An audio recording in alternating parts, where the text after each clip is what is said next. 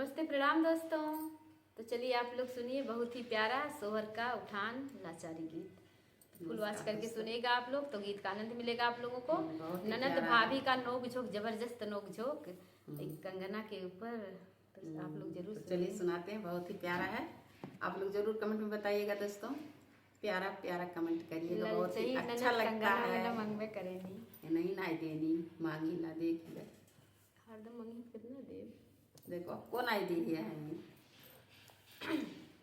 भाभी रानी के कंगना ले लूंगी लालन के भाई। भाभी रानी का कंगना ले लूंगी लालन के भाई। भाभी रानी का कंगना ले लूंगी लालन के भाई।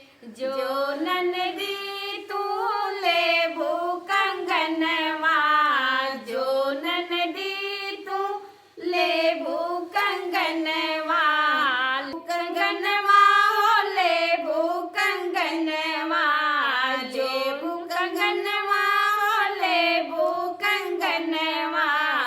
आने न दूंगी अंगनवा हो भाभी रानी के कंगना, आने ना दूंगी अंगनवा हो भाभी रानी के कंगना। भाभी रानी के कंगना ले लूंगी लालन के भाई।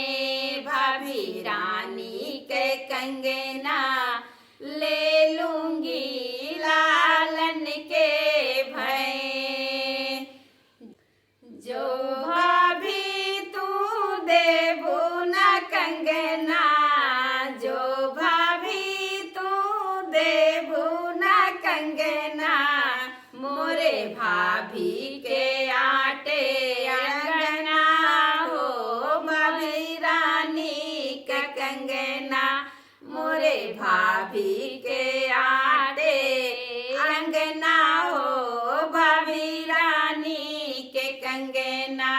भाभी रानी के कंगना ले लूंगी लालन के भाई। भाभी रानी के कंगना ले लूंगी लालन के भाई। जौनन दी तू ले भू कंगनवा, जौनन दी तू ले भू कंगनवा, ले भू कंगनवा, ले भू कंगनवा, ले भू कंगनवा, ले भू कंगनवा। छूने ना दूंगी पलनवा हो भाभी रानी के कंगना, छूने ना दूंगी पलनवा हो भाभी रानी के कंगना। भाभी रानी के कंगना ले लूंगी लालन के भाई। भाभी रानी के कंगना ले लूंगी लालन के भाई। जो भाभी तू देबू ना कंगना, जो भाभी तू देबू ना कंगना, जो भाभी तू देबू ना कंगना। मेरे अम्मा के आटे पलना हो भाभी रानी के कंगना। मेरे अम्मा को आटे पलना हो भाभी रानी के कंगना। मेरी अम्मा के आटे पलना हो भाभी रानी के कंगना।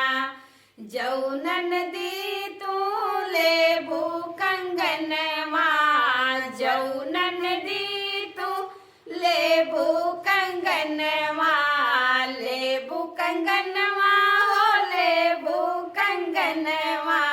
छूने ना दूंगी ललनवा हो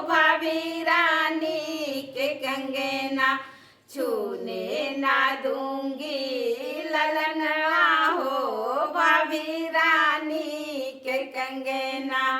जऊ भाभी तू देबू ना कंगना, जऊ भाभी तू देबू न कंगना, देबू न कंगना हो देबू न कंगना। जऊ भाभी तू देबू न कंगना, देबू न कंगना हो देबू न कंगना। मोरे भैया के आटे ललना हो भाभी रानी के कंगना। मोरे भैया के आटे ललना हो भाभी रानी के कंगना। मोरे भैया के आटे ललना हो भाभी रानी के कंगना। भाभी रानी के कंगना ले लूंगी लालन के भाई। भाभी रानी का कंगना